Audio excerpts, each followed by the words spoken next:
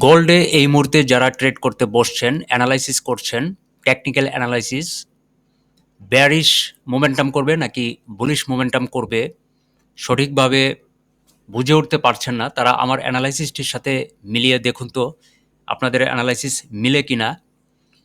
এখানে খুব সহজভাবেই প্রাইস কিছুটা বুলিশ করেছে, তারপরে এখানে এসে এই সাপোর্ট জোনটিতে এসে টেস্ট করে কিছুটা পুলব্যাক বা রিট্রেস করার পর নতুন করে একটি হায়ার হাই স্ট্রাকচার তৈরি করেছে, অর্থাৎ বুলি স্ট্রাকচার তৈরি করেছে। এখানে এসে সে রিজেক্ট করার পর এই লেভেলে এসে সে আরও একটি হায়ার লো অর্থাৎ বুলি স্ট্রাকচারকে সে ধরে রেখেছে। ফলে এখান থেকে নতুন আরও একটি বুলিশ মোমেন্টাম হয়েছে, বাট এখানে একটি রেজিস্ট্যান্স জোন তৈরি করেছে। এটি একটি সাপ্লাই জোন, একটি ডিস্ট্রিবিউশন ফেজ, একটি রেজিস্ট্যান্স জোন হিসাবে এখানে ট্রেডাররা সেল এন্ট্রি করেছেন। ফলে বর্তমানে রানিং ক্যান্ডেলটিতে এসে বেশ কিছু বেয়ারিশ মোমেন্টাম হচ্ছে। আপনারা অনেকেই এখানে সেল এন্ট্রি করছেন, ভাবছেন যে প্রাইস নিচে চলে আসছে তাই এখানে সেল এন্ট্রি করছেন, কিন্তু আসলে এখানে কি নতুন করে বেয়ারিশ স্ট্রাকচার হবে, লোয়ার লো তৈরি করবে, নাকি নতুন করে হায়ার হাই করবে? এই ইনডিসিশনে আমরা সবসময় ভুগে থাকি। যেহেতু এটি একটি সাপোর্ট জোন হিসাবে সে এখানে হায়ার হাই এবং হায়ার লো করেছে। এই ফেজটি হচ্ছে একটি accumulation phase, demand zone, support zone এবং বাই অর্ডার ব্লক।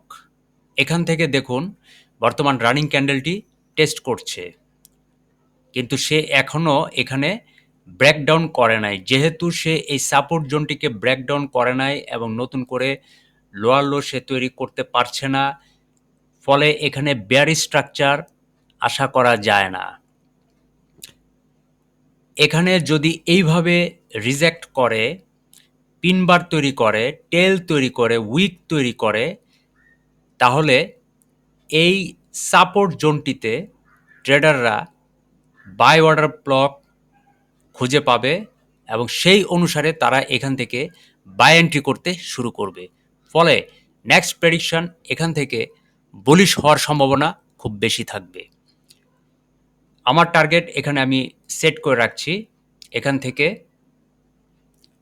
আমার নেক্সট প্রেডিকশন এখানে বুলিশ, অর্থাৎ ট্রেডাররা এখান থেকে বাই এন্ট্রি করবে।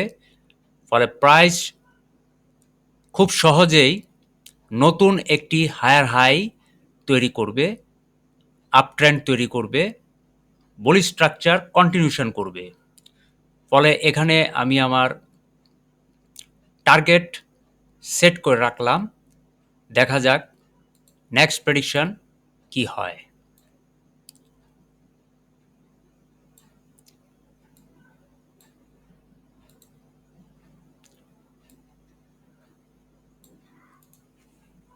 আমার সাথে আপনারাও অ্যানালাইসিস করুন এবং আপনাদের অ্যানালাইসিস মিলিয়ে দেখুন আপনাদের ভুল হচ্ছে কিনা বা আমার ভুল হচ্ছে কিনা।